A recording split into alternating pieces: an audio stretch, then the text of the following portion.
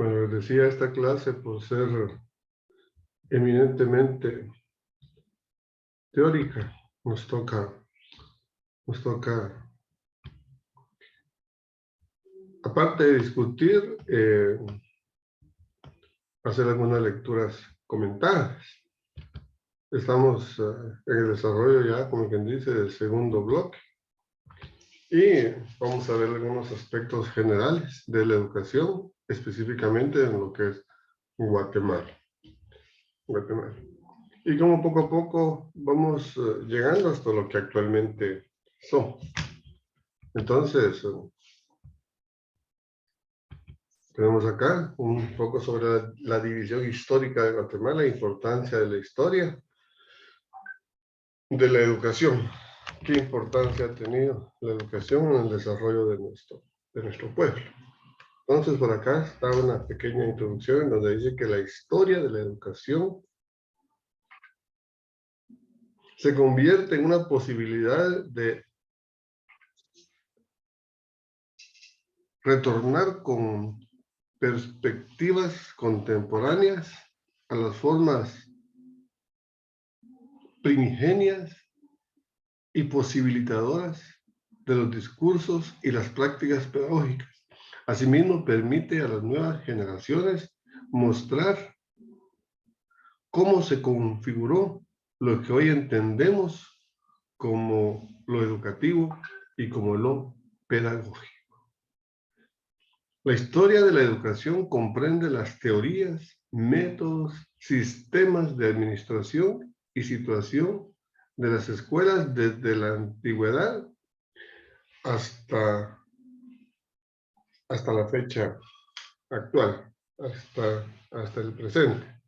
Tanto en Guatemala, que es lo que nos corresponde a nosotros, como en todo el mundo. La educación debería ser en todos los pueblos del mundo lo más importante, porque a partir de la educación se desprenden todos los demás aspectos de la vida. Si tenemos si somos educados en nuestra alimentación, ¿verdad? Vamos a tener salud. Si somos educados en nuestro comportamiento, va a haber seguridad, va a haber armonía, va a haber buena situación de relación entre las personas. Si somos educados en cuidar nuestro medio ambiente, lo vamos a cuidar, lo vamos a respetar, vamos a convivir y vamos a compartir con él. La educación no solo se refiere a aprender a leer y a escribir. Esa es una parte de la educación. La educación es un proceso constante, continuo y permanente. Y deberíamos de aprender algo día a día, porque es nuevos conocimientos. Son formas de aprendizaje y sobre todo de la adquisición de normas de conducta. Por eso, no, la seguridad es lo más importante. Claro, la seguridad es bien importante, pero depende de la educación de un pueblo. Si un pueblo fuera educado, realmente se circunscribiera a lo que cada uno nos corresponde, pues no habría necesidad ni que existiera cuerpo de policías, porque cada quien respetaríamos el derecho ajeno. Por eso dicen el respeto al derecho ajeno es la paz.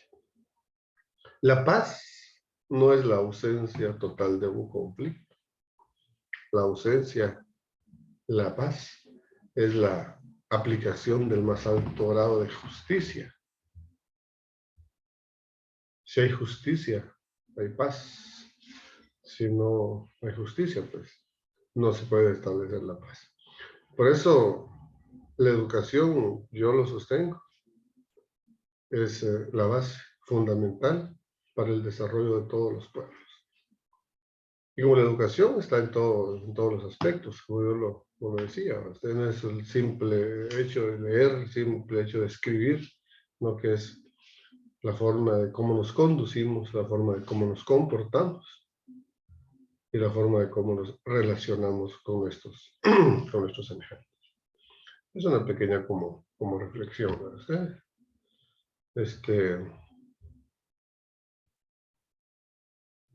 Vamos a hacerla. Ahí vamos a presentarles.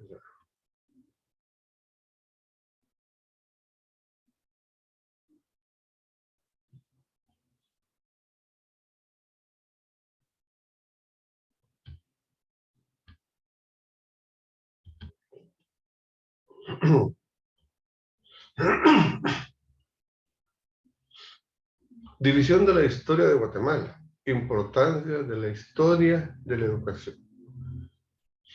La historia de la educación se convierte en una posibilidad de retornar con perspectivas contemporáneas a las formas primigenias y posibilitadoras. Era lo que les mencionaba yo al inicio.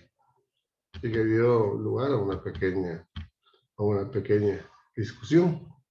Entonces, entre las principales características socioculturales de los grupos humanos de Guatemala, nosotros sabemos de que Guatemala es una sociedad multiétnica, pluricultural, multilingüe, donde se conviven entre pueblos indígenas, mayas, xinca, garífuna y ladinos.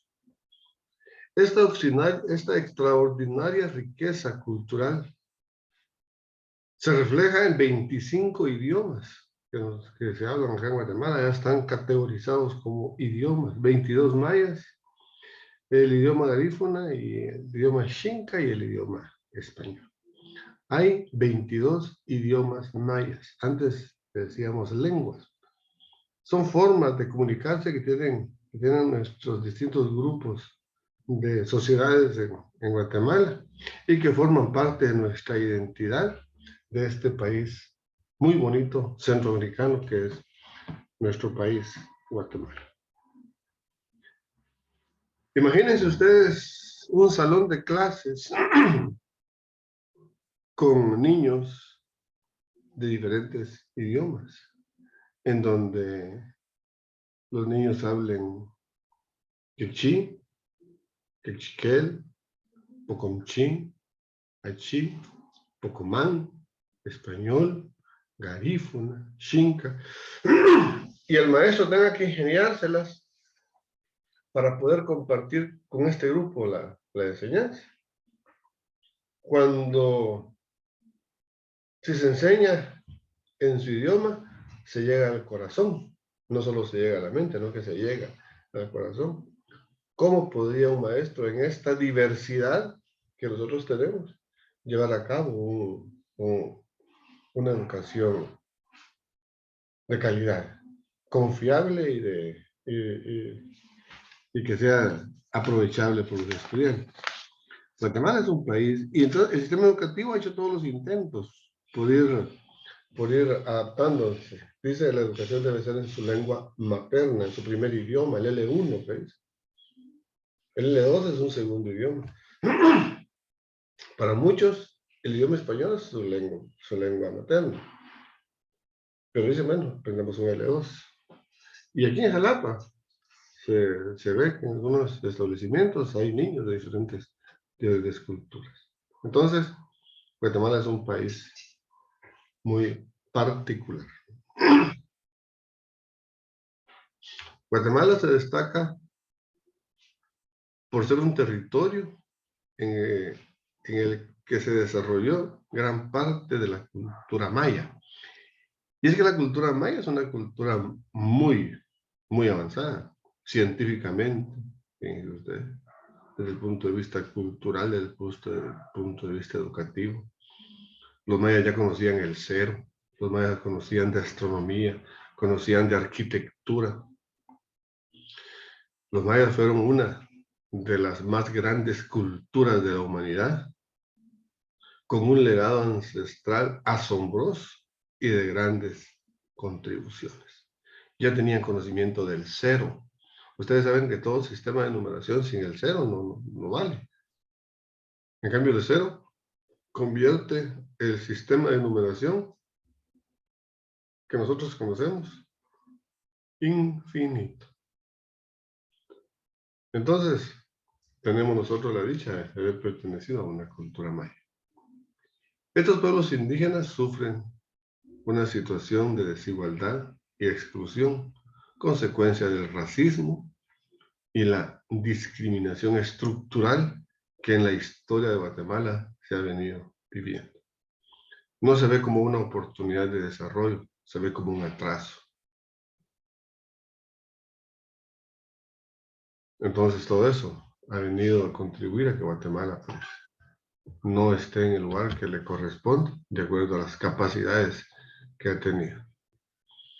Entre las principales características de la cultura maya, miren, la civilización o cultura maya fue una de las principales civilizaciones que desarrolló en la antigua Mesoamérica.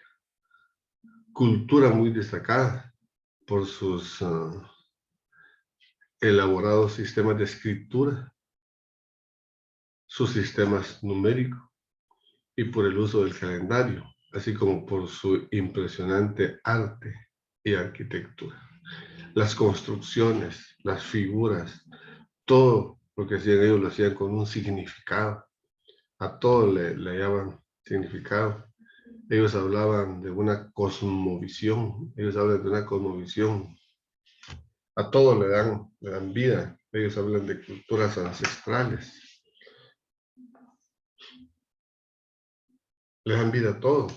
Por ejemplo, yo participaba en una cultura quechí, allá por San Pedro Carchacodán. Y ella decía, bueno, si el niño se le da una tortilla, pues tiene que terminarse la tortilla, no la puede dejar a la mitad porque es como dejar a la mitad, decía su vida. Ellos le daban vida pues a la tortilla. Hay que comerse todo, porque dejar a la mitad es como que dice en la vida dejar cosas a medias.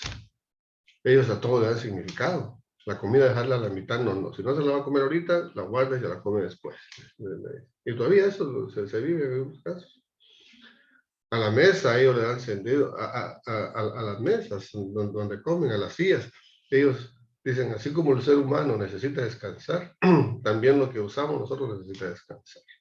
Las sillas donde nos sentamos, las sillas donde comimos, ahora hay que ponerlas cómodas ellas también. Por eso cuando ustedes miran que limpian y las sillas las limpian y las colocan sobre la mesa así volteadas, eso no es así por una simple tradición, es como un significado que también a las sillas había que darle descanso. Las tierras que sembraban este año las dejaban descansar un año y el siguiente año las hacían cultivar. O sea, ellos a todo les entraban significado, le daban valor a todo, valor de vida. Son las culturas de nuestro pueblo que nos enriquecen, que enriquecen nuestra cultura y nuestra educación. Entonces, acá tenemos algunas, pues, una especie como de comentario. Acá tenemos algunas características de la cultura maya. Está por ahí el compañero José López.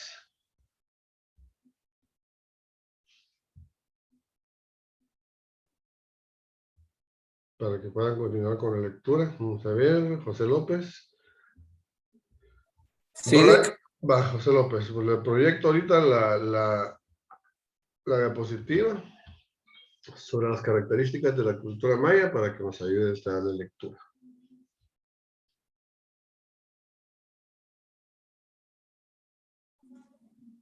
características de la cultura maya. En lo social, los mayas estaban divididos en tres clases: familia real, servidores del Estado y agricultores. La economía se basaba en agricultura principalmente de maíz, frijoles y tubérculos. Sus técnicas de irrigación del suelo eran muy avanzadas para la época. Practicaban el comercio de mercancías con pueblos vecinos y en el interior del imperio. Se levantaron pirámides, templos y palacios demostrando un gran avance arquitectónico. La artesanía también se destacó, hilos de tejidos, uso de tintas en tejidos y ropa. La religión de este pueblo era politeísta, pues creían en varios dioses ligados a la naturaleza. Elaboraron un énfasis y complejo calendario que establecía con exactitud los 365 días del año. Así como los egipcios usaron una estructura basada en símbolos y dibujos jeroglíficos, registraban acontecimientos, fechas, recuentos de impuestos y cosechas, guerras y otros datos importantes. Desarrollaron mucho la matemática con destaque para la inversión de las cifras decimales y el valor cero. Esta cultura se basaba económicamente en agricultura de maíz, productos realizados por campesinos que vivían alrededor de las ciudades y estados. Muy bien, estaban divididos en un sistema jerárquico. Estaba la familia real, o sea, que eran los que dirigían. Los servidores del Estado, o sea, como que dicen los empleados que están ahora, los empleados, los maestros, los que trabajan para el Estado, los agricultores, que como quien dice la población en general.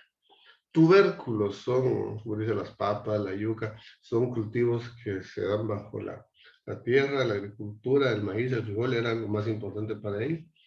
Tubérculos son una especie de productos vegetales que se dan bajo la tierra. El camote, la papa, la yuca, que este es el chinta que le dicen, que es la raíz del güisquil.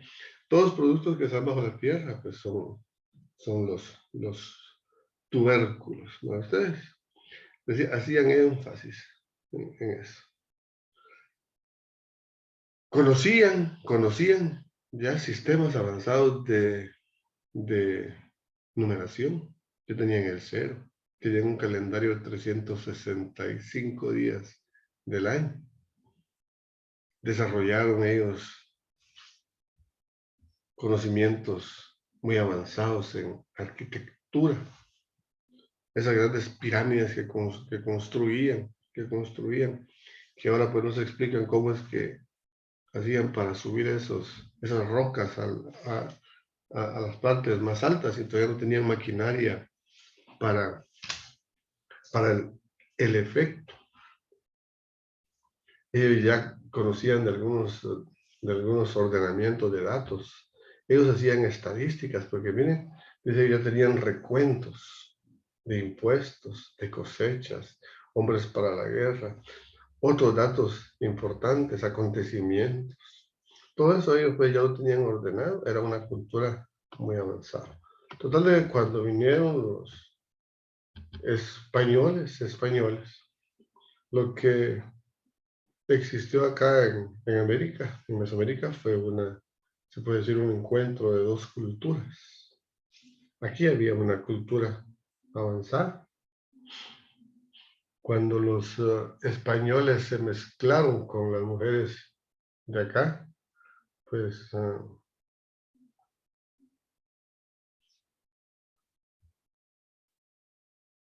comenzaron a nacer los mestizos, o ladinos, que comúnmente se conoce. Entonces hubo necesidad también de que vinieran mujeres españolas, porque al inicio solo vinieron hombres, según dice la historia. Ya cuando vinieron algunas españolas, mujeres, ya los españoles, con sus mismas mujeres, pues fueron donde nacieron los criollos. Los criollos son hijos de españoles, totalmente. Ya no hay una mezcla, ¿va? Ustedes ni de indígenas con españoles.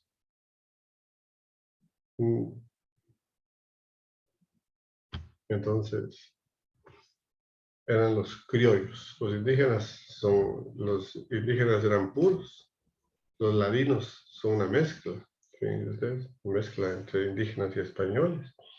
Y los criollos, pues, son puros españoles, nada más. Pero bueno, aquí estamos hablando nada más de la cultura maya, sin salirnos de eso. Entre los lugares dedicados a la educación, ayúdeme por ahí Magalí Medina, por favor. Vamos a leer esta diapositiva. Sí,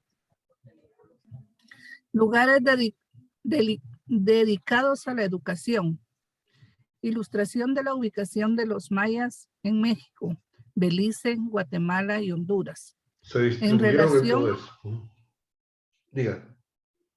En relación a los espacios físicos dispuestos para la educación maya, Madrigal 2011, plantea que en el periodo clásico y posclásico de los mayas mantenían diversos sitios como palacios, milpas, templos, campos de batallas, pirámides y plazas, entre otros que se consideraban lugares educativos. Específicamente en los palacios contaban con sitios específicos donde se impartía el conocimiento. Gómez, 1998, comenta que en el periodo prosclásico se establece la Cambesaj Najá, casa para enseñar y aprender. En otro sitio, la Popolná, una autoridad dirigida a los actos educativos. Otro hecho relevante es que el idioma maya están contempladas palabras y terminologías que tratan sobre el proceso educativo. Ajka ambal, alumno. Ajkambasaj, maestro. Ma ojalil, ignorancia. Tishib, escribir. Ka ambal, aprender. Esaj, enseñar. Wetkambal, con discípulo. Un discípulo. Ellos ya conocían esas terminologías. Gracias, señor Magalí. Ellos ya conocían esos terminologías. Alumno, maestro, ignorancia, escribir, aprender, enseñar.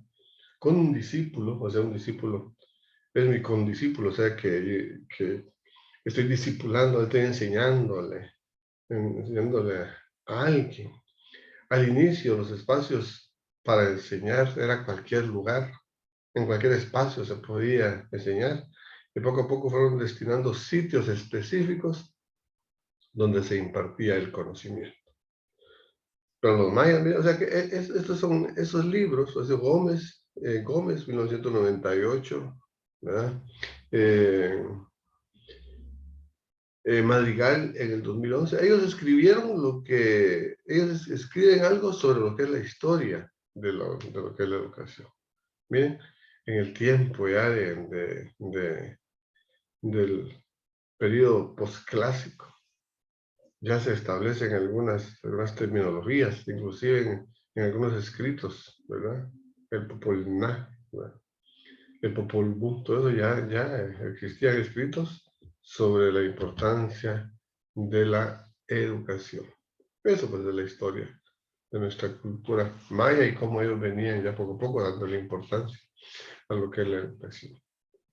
Hechos culturales sobresalientes durante la época de la colonia en lo que es educación. Por favor, compañero Byron Recinos, nos hace la campaña de leer esta diapositiva.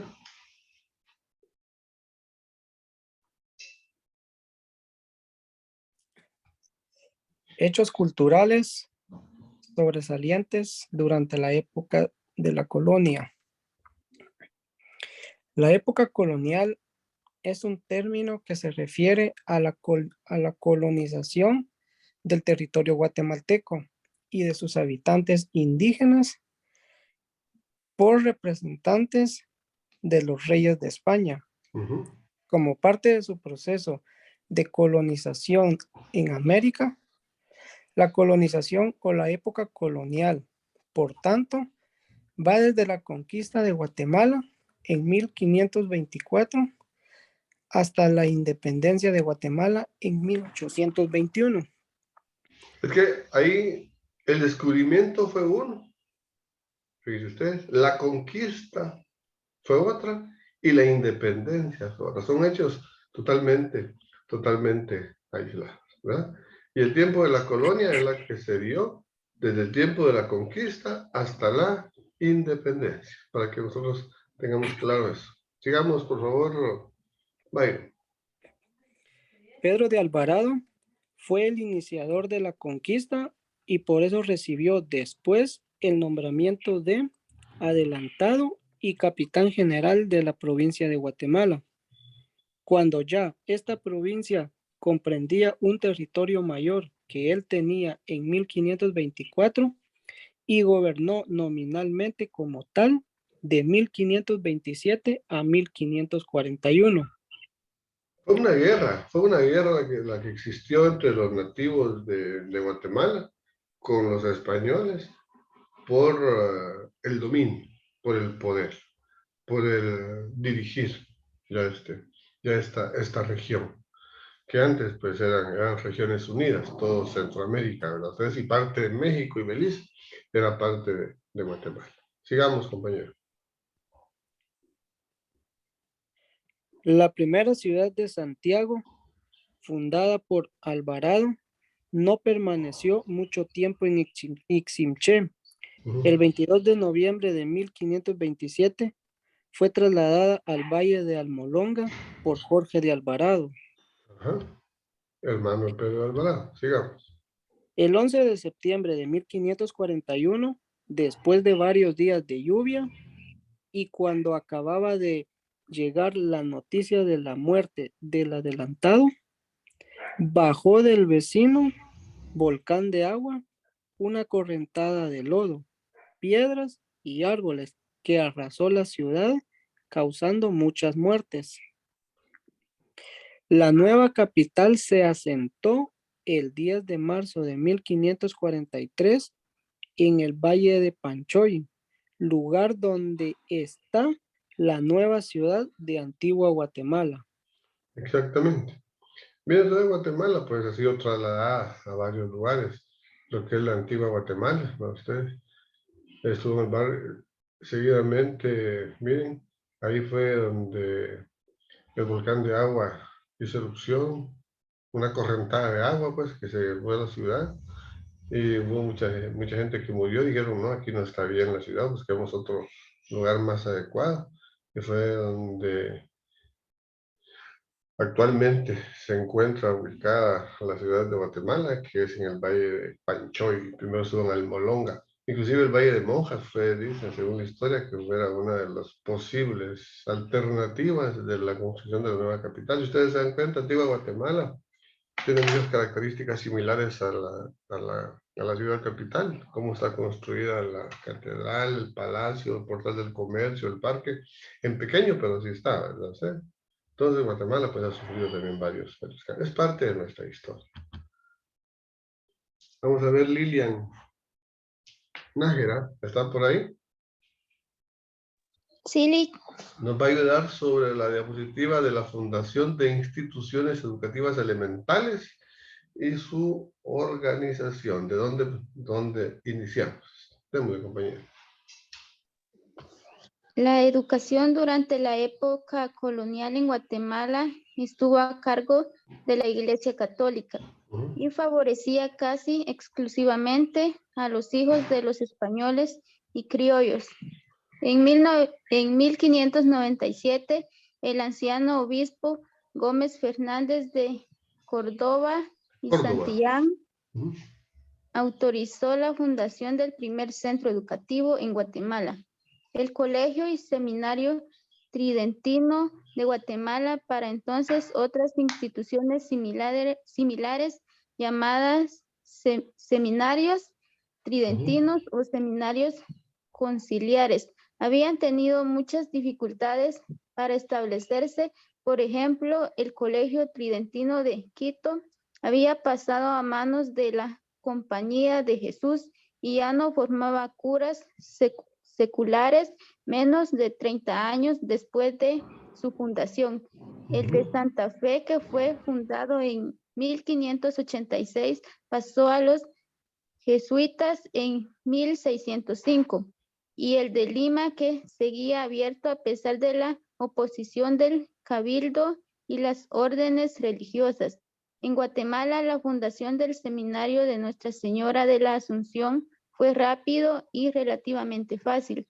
Pronto contó con rentas estables, alojó estudiantes internos en el edificio propio e impartió cátedras durante el periodo virreinal. Nunca fue forzado a cerrar ni a pasar a manos de los jesuitas. Perfecto, los jesuitas. La educación durante la colonia estuvo a cargo de la Iglesia Católica. Si no es la Iglesia Católica la que dice, no, ustedes miren, pues nosotros venimos de un mundo donde hay educación, donde hay enseñanza. Ellos venían de Europa, venían de esos continentes ya desarrollados, encontraron en América un nuevo mundo. Y cuando hablan de 1597, cuando un anciano, el anciano Gómez Fernández de Córdoba y Santillán autorizaron, dice, fundemos un centro educativo en Guatemala, ustedes fundémoslo, aunque sea para estos muchachos criollos, para los hijos nuestros aquí, pero para que los hijos nuestros se eduquen, porque no pueden estar sin educarse. ¿Cuánto hace eso? Si hacemos cuenta desde 1920, desde el 2022 que actualmente estamos, a 1597, estamos hablando ni siquiera ni de 500 años. Hace poco se celebraron los 500 años de descubrimiento. Nosotros somos un continente relativamente nuevo en comparación de los demás. Eso hace 427 años que fundaron aquí un establecimiento. Imagínense ustedes en un mundo que tiene miles de años.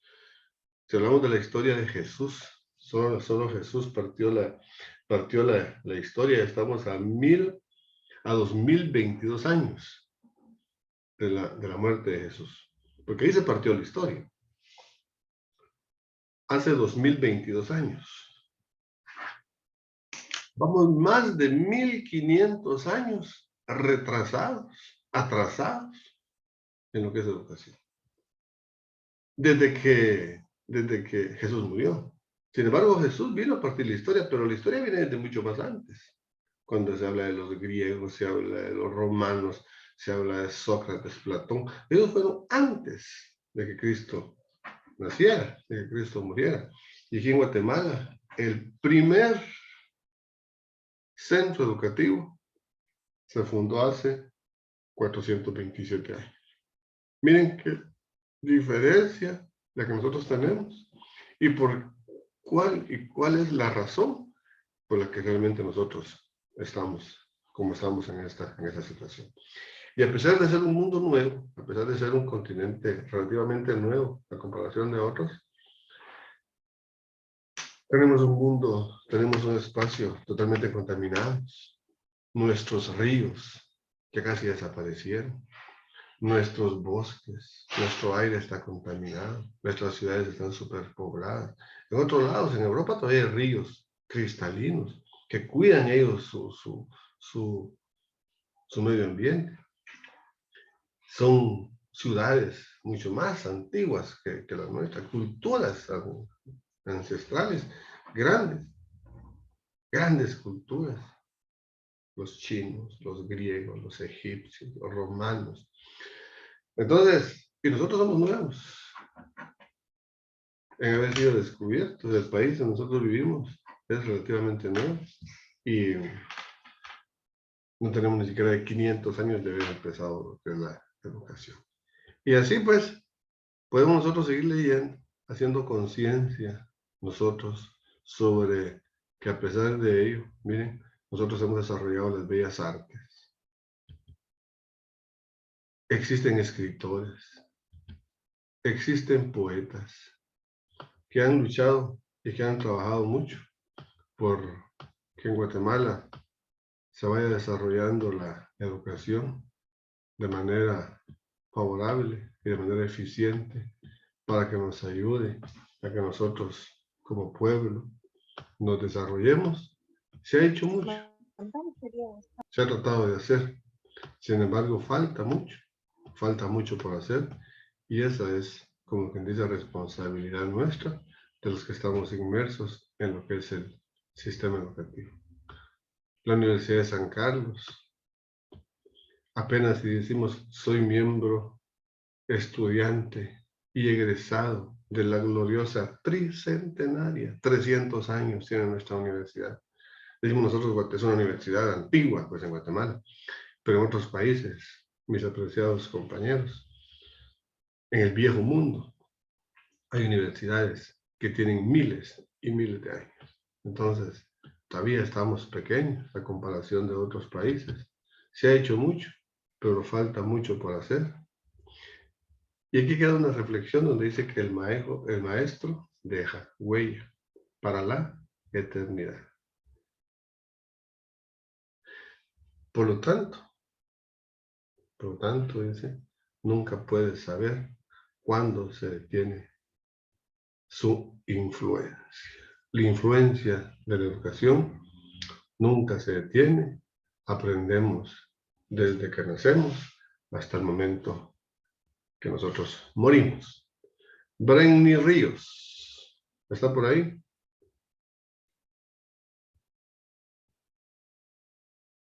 Brenny Ríos, ¿no está? Luz María Marroquín, ¿está por ahí?